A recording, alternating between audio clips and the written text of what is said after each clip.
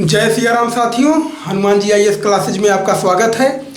तो चलिए साथियों, आज की क्लास को हम लोग स्टार्ट करते हैं। और आज हम लोग एक बार फिर सौरमंडल की यात्रा करेंगे, क्योंकि अभी हम लोगों ने चाँद को नहीं पढ़ा है और हम लोगों ने बौने ग्रहों को नहीं पढ़ा है। तो आज तो इस क्लास में हम लोग चाँद को बड़े ही डिटेल में पढ़ेंगे। तो फटाफट आ जाइए, क्लास को शेयर कर दीजिए। ठीक, तो क्लास को चालू किया जाए। आज हम लोग साथियों चंद्रमा को पढ़ेंगे। चंद्रमा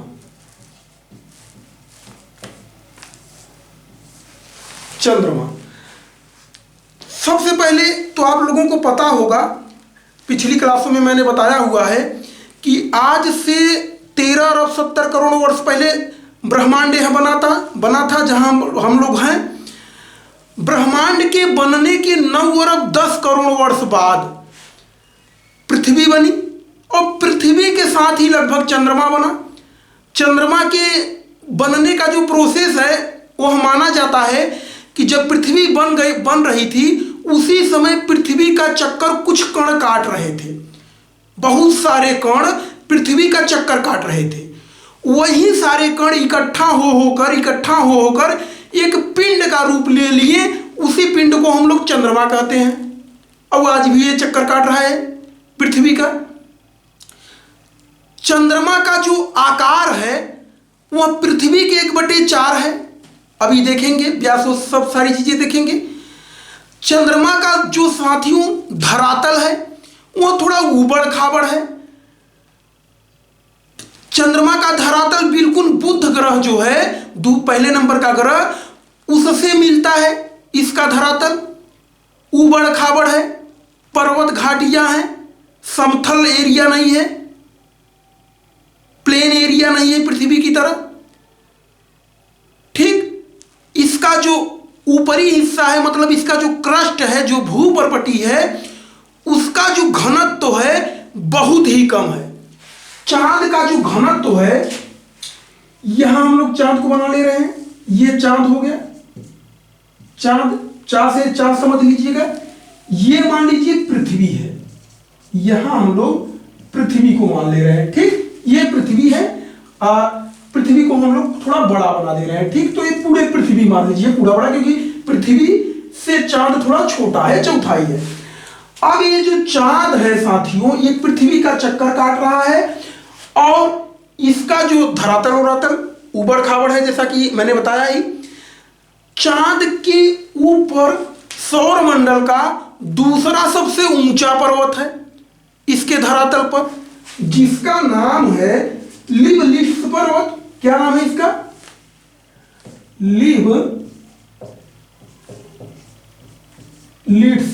लिबलिट्स पर्वत। ये इसकी जो ऊंचाई है, लिबलिट्स पर्वत की जो ऊंचाई है वह 10,660 मीटर है। मतलब 10.5 किलोमीटर के आसपास इसकी ऊंचाई है। हम लोगों ने ओलंपस मीन्स को देखा था जो मंगल ग्रह पे है। लगभग 25 किलोमीटर ऊंचाई उसकी है। वह सौरमंडल का सबसे ऊंचा स्थान है किसी भी ग्रह या उपग्रह का। दूसरे नंबर पे लिबलिट्स पर्वत है और तीसरे नंबर पे माउंट एवरेस्ट है जो पृथ्वी पर है। तो ये क्योंकि ऊबड़ खाबड़ स्थान है, तो ये लिबलिट्स पर्वत बहुत ऊंचा स्थान है। चांद पे क्योंकि वायुमंडल नहीं पाया जाता। चांद पे क्या नहीं पाया जाता? वायुमंडल नहीं पाया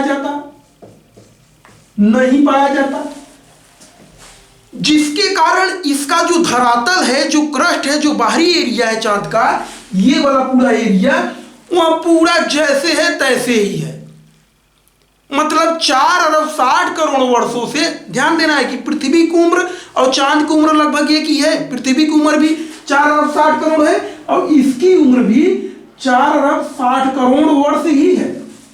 चांद की किन्हीं किताबों में 4.5 अरब दिया गया है, वो बात अलग है। क्योंकि देखिए ये जो आंकड़े होते हैं ना, कुछ आंकड़े ऐसे होते हैं कि विज्ञान शोध करता रहता है, बहुत सारी संस्थाएं शोध करती रहती हैं, तो अलग अलग आंकड़े आ जाते हैं। जब किताब लिखते हैं विद्वान लोग तो अलग अलग आंकड़े लिख देते हैं, जिस संस्था के आंकड़े को पढ़ते हैं उसी का अपने किताबों में लिख देते हैं, तो थोड़ा ये ऊपर नीचे कभी कभी हो जाता है। ये चाहे फिर उम्र हो, चाहे फिर घनत्व हो, घनत्व तो उतना नहीं अंतर आता है, लेकिन तापमान का अंतर हो जाता है। विभिन्न संस्थाओं ने कुछ बताया है, कुछ संस्थाओं ने कुछ बताया है, लेकिन हाँ मोटी मोटा जो आंकड़ा है वह इसका जो तापमान है चांद का, चांद के तापमान के बारे में कहा जाता है तापमान। इसका दिन का जो तापमान है, दिन का तापमान लगभग 100 डिग्री सेल्सियस है, और रात का तापमान जो है, रात का -180 डिग्री सेल्सियस है, -180 डिग्री सेल्सियस है चांद का। दोनों यदि जोड़ दिया जाए तो लगभग 280 डिग्री का अंतर आ जाता है। मतलब चांद का जो तापांतर है वह 280 डिग्री का लगभग है, लगभग 300 के लगभग है, किन्हीं किन्हीं किताबों में 300 पार भी दिया है। कुल मिलाकर चांद का जो ये तापांतर है वह पृथ्वी से अधिक है। पृथ्वी का कितना है? तो पृथ्वी का अंटार्कटिका में लगभग 89.2 डिग्री सेल्सियस तापमान नापा गया है। वहीं अमेरिका में सबसे अधिकतम तापमान लगभग पृथ्वी का 56 डिग्री सेल्सियस के आसपास नापा गया है, +56 डिग्री, और -89.2 डिग्री कहां? अंटार्कटिका में नापा गया है। दोनों को यदि जोड़ दिया जाए तो लगभग 145 डिग्री सेल्सियस का अंतर आता है। ताप का अंतर ही तापांतर है, ताप का अंतर ही तापांतर है। तो माइनस जहां तक जा रहा है और प्लस जहां तक जा रहा है, दोनों को जोड़ दीजिए, जितना आए वही तो तापांतर है। तो पूरे सौरमंडल का जो सबसे अधिक तापांतर है वो तो बुध ग्रह का था, 600 डिग्री सेल्सियस लगभग। लेकिन पृथ्वी और बाकी सारे ग्रहों का भी तापांतर अलग अलग है, लेकिन पृथ्वी के मुकाबले यदि देखा जाए तो पृथ्वी से तापांतर चंद्रमा का अधिक है, क्योंकि पृथ्वी पे 145 डिग्री सेल्सियस ही है। ठीक, इसका जो झुकाव है, मतलब चांद जो अपने अक्ष पे झुका हुआ है वहां लगभग 5 डिग्री झुका हुआ है। पृथ्वी 23.5 है, ये 5 डिग्री झुका हुआ है। ये झुकाव क्या होता है पृथ्वी वाले मैंने बताया हुआ है पृथ्वी वाले क्लास में। ठीक, इसका जो गुरुत्वाकर्षण है, अब मैं यहां लिख रहा हूं यही चीजें, जो इसका गुरुत्वाकर्षण है चांद का, वह गुरुत्व जो इसका है वह है, इसका जो गुरुत्व है साथियों वह पृथ्वी से 1/6 है। पृथ्वी से 1/6 का मतलब क्या है? मतलब यदि पृथ्वी पे कोई वस्तु 60 किलो की है तो चंद्रमा पे वही वस्तु 10 किलो की होगी, क्योंकि जो भार है, जो ओजनाई है, वह गुरुत्वाकर्षण पे निर्भर करता है, द्रव्यमान पे नहीं। यह बात बिल्कुल दिमाग में फिट कर लीजिए। द्रव्यमान कितना भी बड़ा हो जाए किसी वस्तु का, अगर उसका गुरुत्वाकर्षण शक्ति कम है उस पिंड का, तो क्लियर है, मान के चलिए कि उसकी ओजनाई कम होगी, क्योंकि खींच रहा है सिलो ना। जब खींच रहा है सिलो, किसी वस्तु को अपनी ओर खींच रहा है सिलो गति में, तो इसका मतलब पलायन वेग भी कम होगा। मैंने बताया था अभी बड़े अच्छे से पृथ्वी वाले क्लास में। तो पलायन वेग इसका जो है, पलायन वेग इसका जो है वह लगभग 2.4 किलोमीटर प्रति सेकेंड है। मतलब कोई भी वस्तु चंद्रमा पर से आप फेंक रहे हैं, चंद्रमा पर से कोई भी वस्तु फेंक रहे हैं, तो आपके हाथों में इतनी ताकत हो कि 1 सेकेंड में 2.4 किलोमीटर की रफ्तार दे सके उस वस्तु को, तो वह वस्तु चंद्रमा पे नहीं गिरेगी। यही तो पलायन वेग है, और कुछ नहीं है पलायन वेग, यही पलायन वेग है। गुरुत्वाकर्षण और पलायन वेग दोनों संबंधित है भाई, ये एकदम दिमाग में बिल्कुल फिट कर लीजिए। जिस प्रकार व्यास और परिधि का संबंध और त्रिज्या का संबंध होता है, उसी प्रकार गुरुत्वाकर्षण और पलायन वेग का संबंध होता है।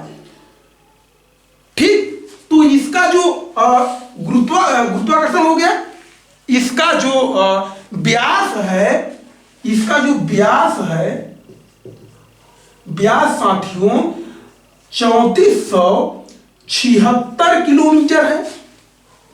पृथ्वी से 1/4 है इसका व्यास, क्योंकि पृथ्वी का कितना है तो 12,755 किलोमीटर है पृथ्वी का व्यास, और इसका 3476 किलोमीटर है, तो लगभग 1/4 इसका व्यास है। और जब व्यास कम है 1/4 तो परिधि भी कम होगा, तो इसका जो परिधि है, परिधि इसका जो है चंद्रमा का वह 10,927 किलोमीटर है। यह भी पृथ्वी के 1/4 है, क्योंकि भाई एक चांद है। अब व्यास किसको कहा जाता है, तो बीच से जो लाइन जाती है, बिल्कुल बीच से, अगर बीच से किसी वस्तु को नाप दिया जाता है तो वही तो व्यास है।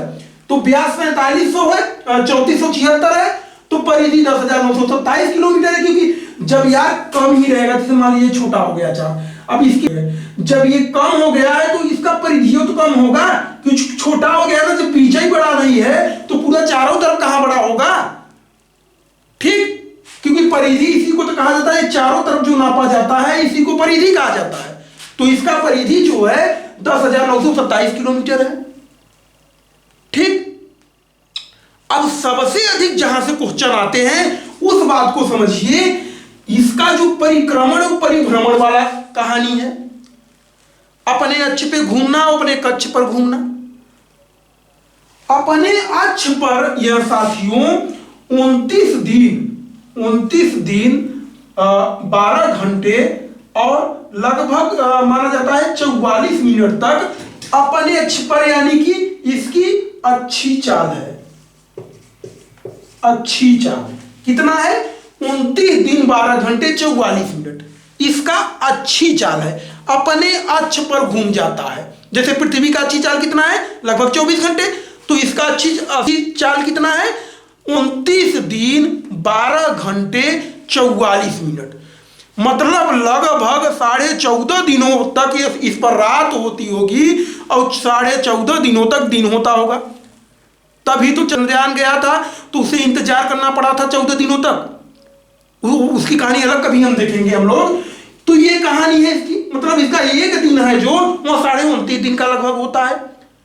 अब इस 29.5 दिन को क्या कहा जाता है, ये एक चंद्र मास कहा जाता है। इसको क्या कहा जाता है, एक चंद्र मास कहा जाता है। इस वाले दिन को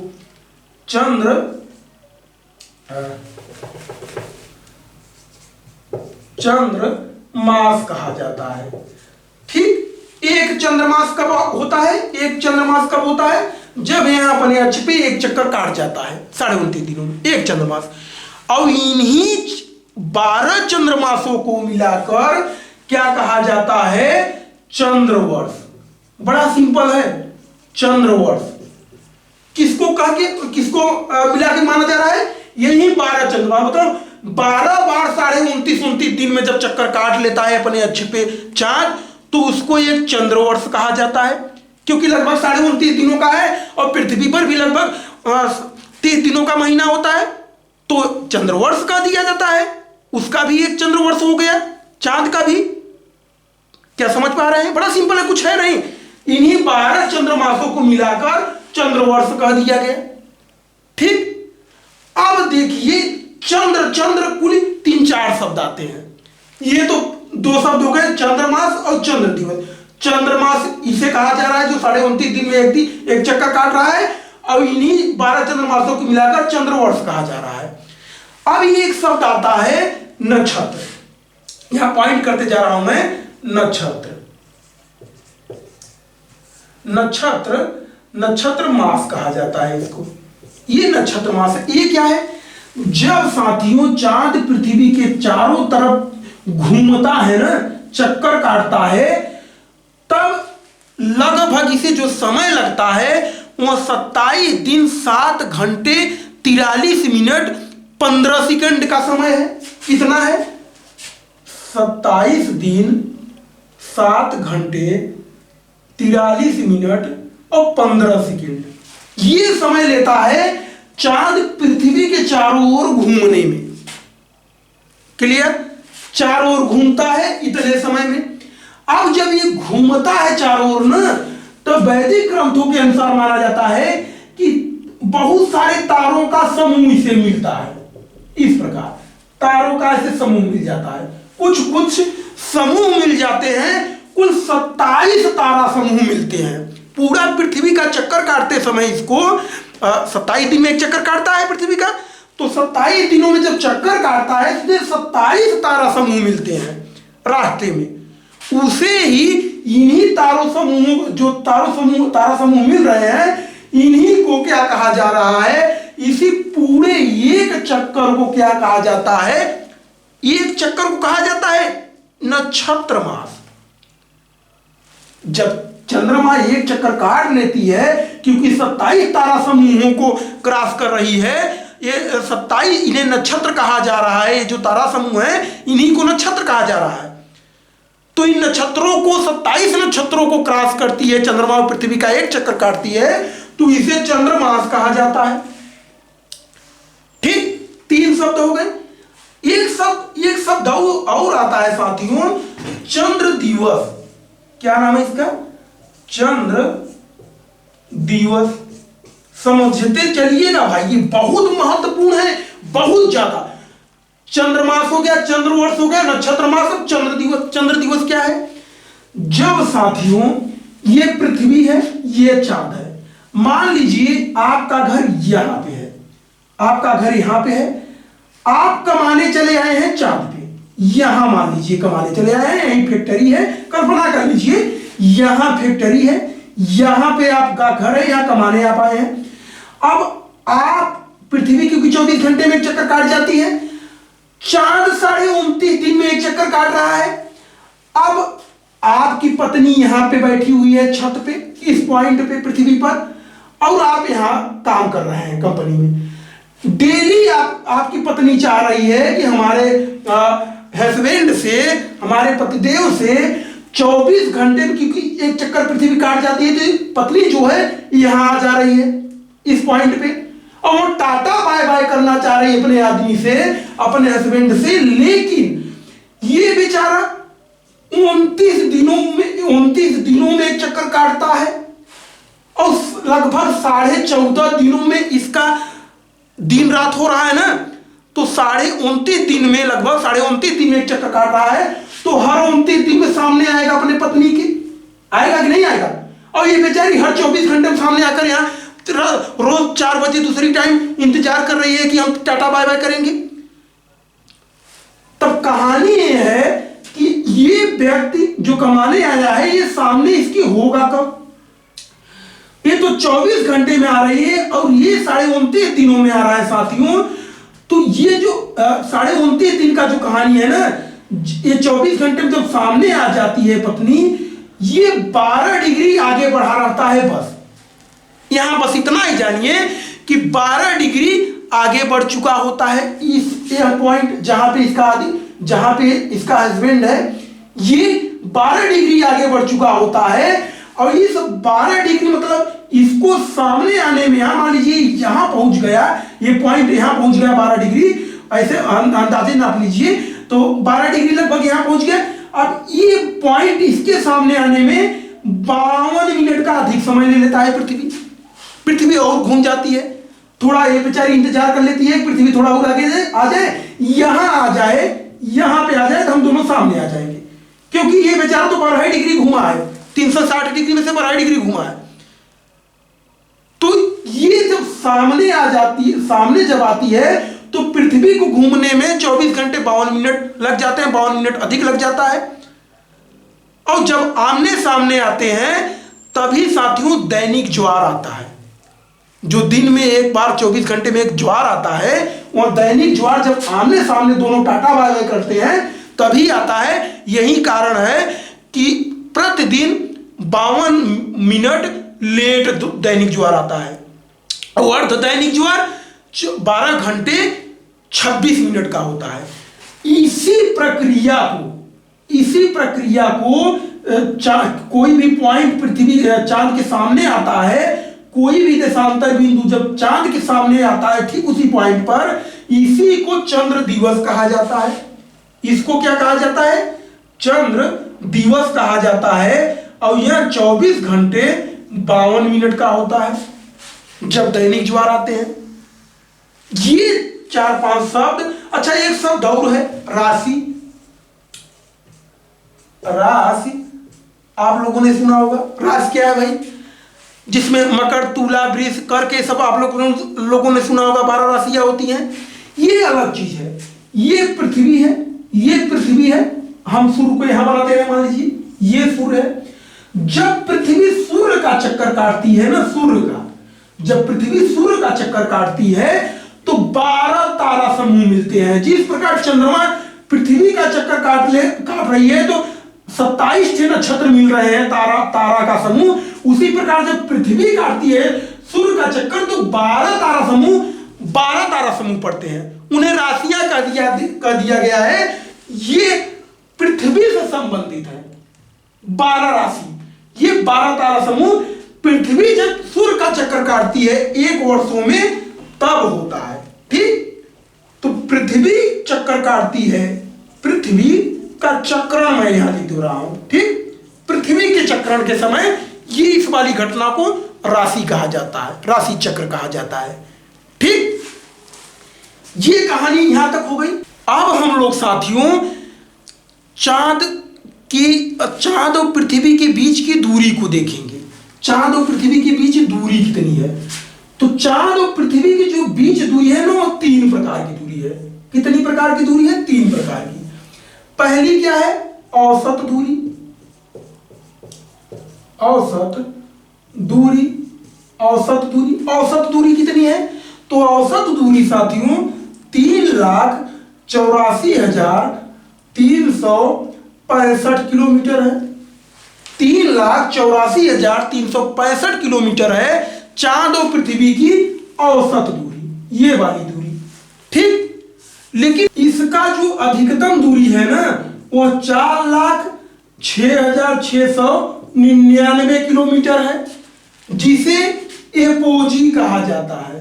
क्या कहा जाता है? एपोजी। हिंदी में इसी को अपभू कहा जाता है। अपभू, ये अधिकतम दूरी को कहा जाता है एपोजी और अपभू। वहीं न्यूनतम दूरी को क्या कहा जाता है? जो कि 3,56,399 किलोमीटर है। इसको क्या कहा जाएगा? इसको पेरोजी कहा जाता है, पेरोजी कहा जाता है। हिंदी में इसको क्या कहा जाता है? तो उपभू कहा जाता है। ठीक, ये जरूर ध्यान दीजिएगा, क्योंकि साथियों एपोजी मतलब अप यार मतलब दूर, अपभू मतलब दूर, उपभू जब हो, ये उपभू जब हो ऊपर है मतलब करीब है पृथ्वी से, पृथ्वी से चांद करीब है। ठीक, ये कहानी इसकी है। चंद्रमा पर साथियों जैसा कि मैंने बताया नहीं अभी तक। अच्छा, वायुमंडल यहां पे बताया था। वायुमंडल की जो कहानी है ना, चंद्रमा पर तो वायुमंडल नहीं है। यही कारण है कि चांद पे अमेरिका का 1969 में जब अपोलो मिशन गया, जिसमें नील आर्मस्ट्रांग गए थे और चांद पर जब उतरे, उनके पैरों के निशान आज तक चांद पे पड़े हुए हैं, जो चिन्ह है। क्योंकि वहां वायुमंडल ही नहीं है, हवा नहीं है, तो मिट ही नहीं रहा है। ठीक, एक और नासा का मिशन था जो लूनर प्रोस्पेक्टर था, तो अपोलो 11, इसको भी लिखते चलिए, अपोलो 11 मिशन।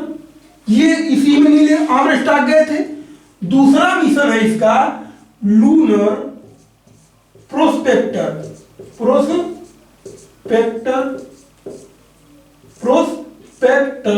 ये ट है, प्रोस्पेक्टर। इसने, इस लूनर प्रोस्पेक्टर ने बताया कि चांद के ध्रुवीय क्षेत्रों पर बर्फ के रूप में पानी है। ये लूनर प्रोस्पेक्टर ने बताया।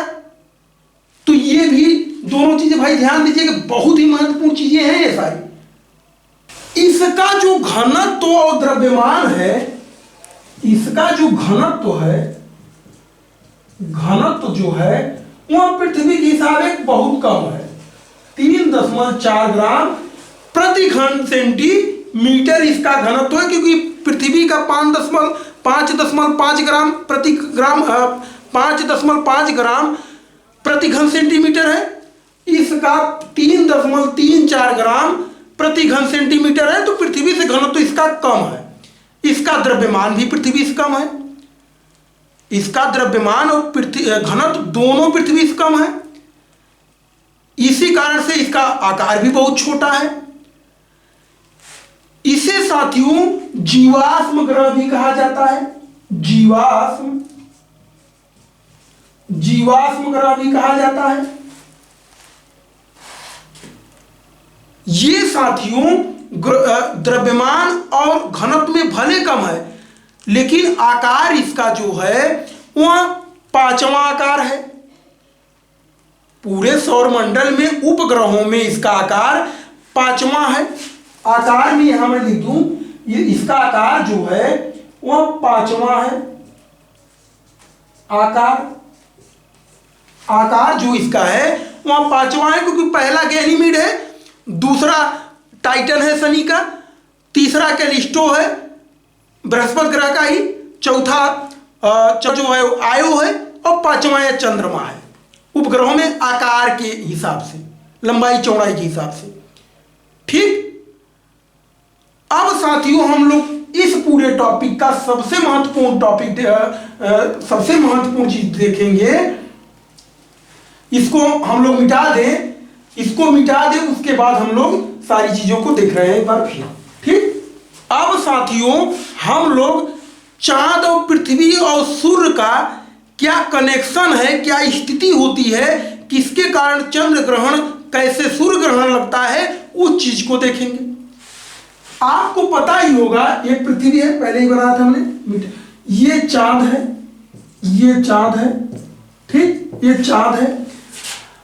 कभी कभी क्या होता है ना कि अब ये मान लीजिए चांद है, ये पृथ्वी है, कभी ये सूर्य है, मैंने बताया तो पहले ही बनाया था, इसको सूर्य मान लीजिए, ये पूरा सूर्य है, इतना बड़ा मान बना दे रहा हूं। अब जब सूर्य चांद पृथ्वी तीनों एक लाइन में होते हैं तो इस स्थिति को सिजगी कहा जाता है। इस स्थिति को क्या कहा जाता है? सिजगी कहा जाता है।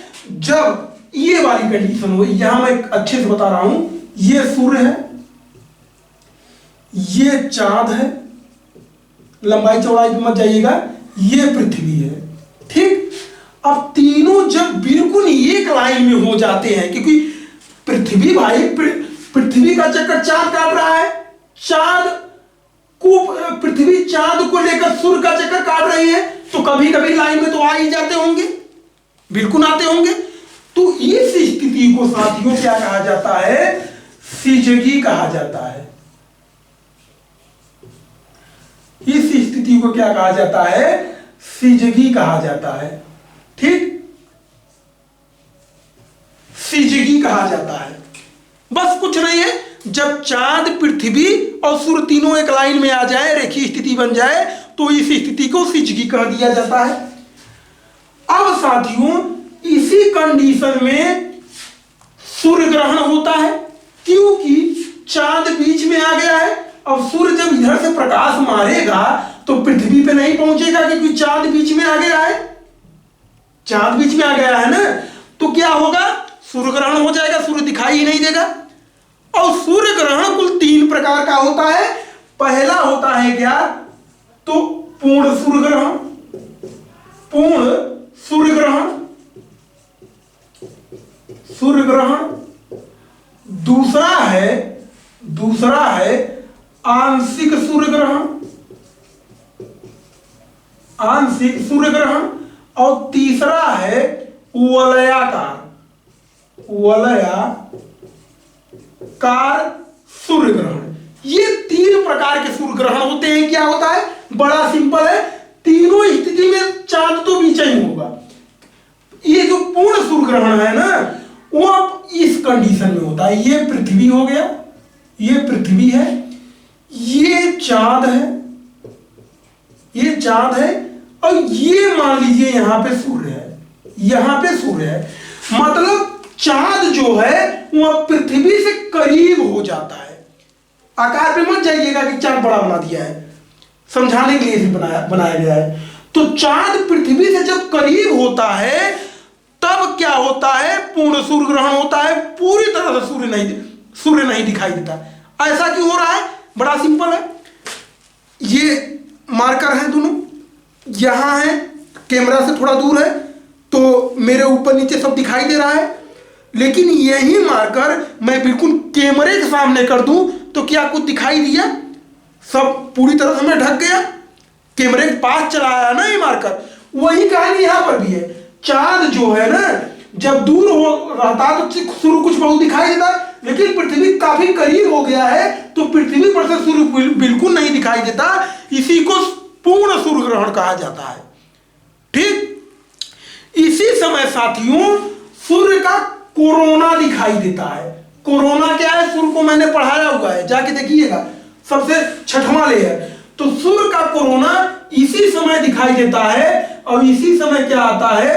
बृहद ज्वार आता है। क्या आता है? बृहद ज्वार आता है, कोरोना दिखाई देता है।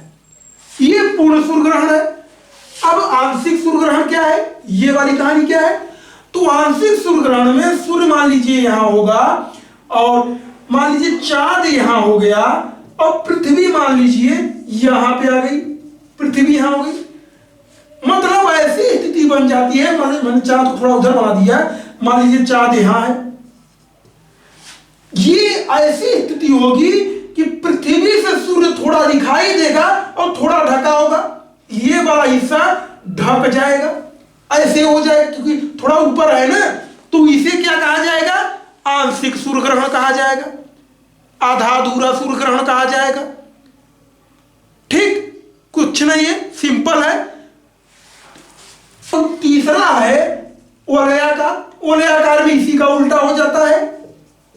ये सूर्य है, ये सूर्य है, ये चांद है, और ये पृथ्वी है। पृथ्वी दूर हो गई, चांद जो है सूर्य के करीब हो जाता है। इस स्थिति को वलयाकार सूर्य ग्रहण कहा जाता है, क्योंकि अब सूर्य का पूरा मध्यवर्ती क्षेत्र पूरा सूर्य कवर हो जाता है चांद के, क्योंकि चांद सूर्य के करीब हो गया ना।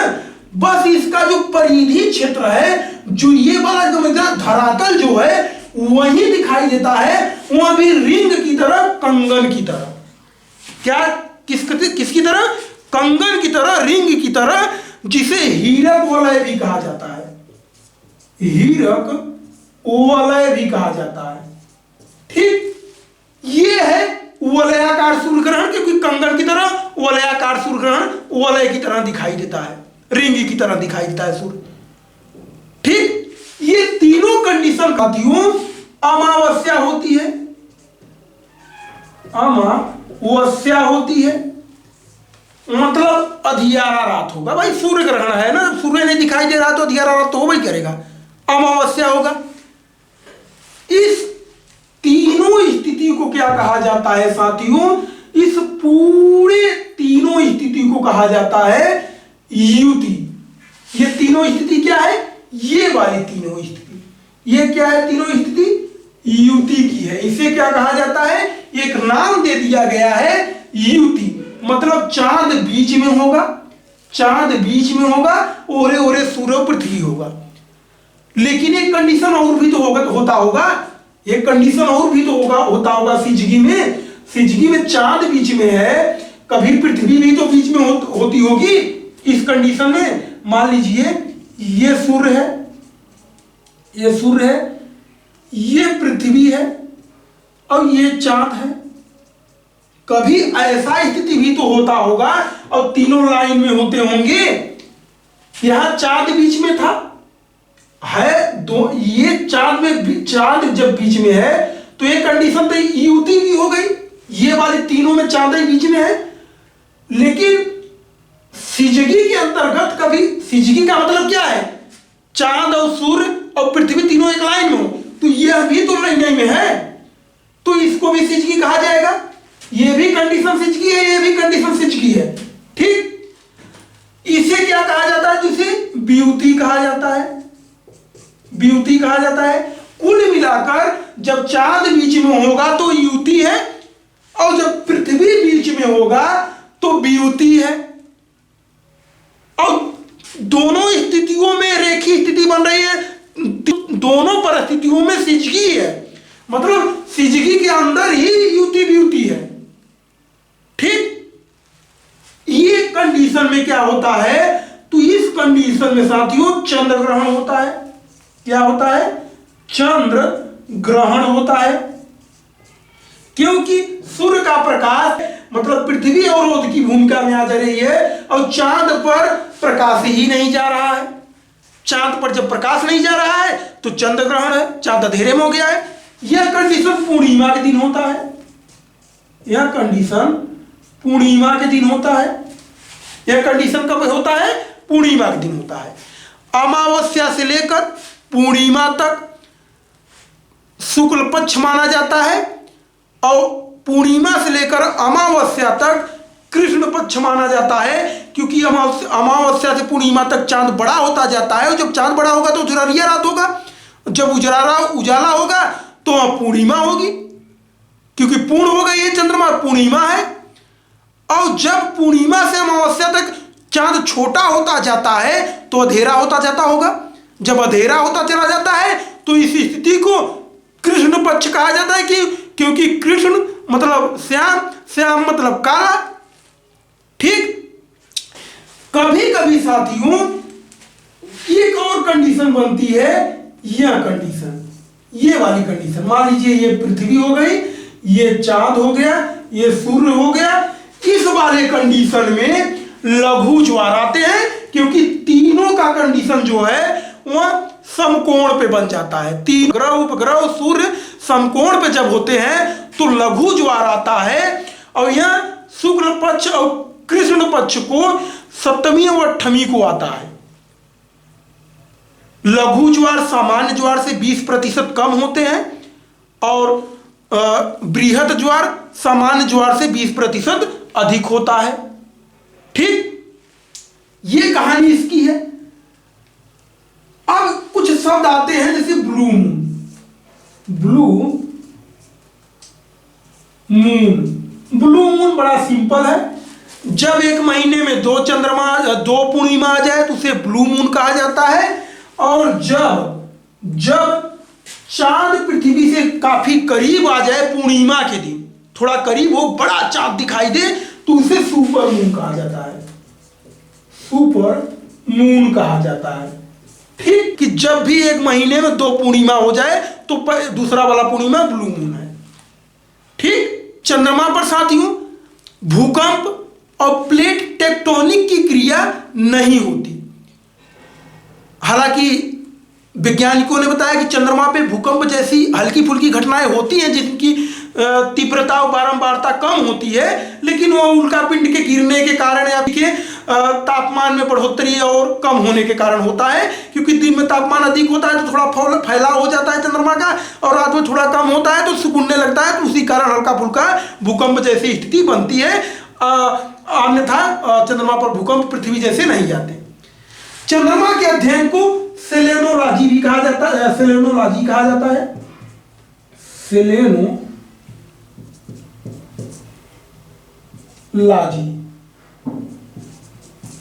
सेलेनोलॉजी चंद्रमा के अध्ययन को कहा जाता है। इतनी चीजें आप लोगों को पता होनी चाहिए चंद्रमा के बारे में। इससे ज्यादा साथियों चंद्रमा के विषय में कुछ है ही नहीं, कुछ भी नहीं है इससे ज्यादा। ठीक, तो क्लास कैसी लगी जरूर बताइएगा। हनुमान GIS क्लासेज को सब्सक्राइब कीजिए, लाइक शेयर कीजिए। तब तक के लिए नमस्कार, जय सिया राम, बाय बाय।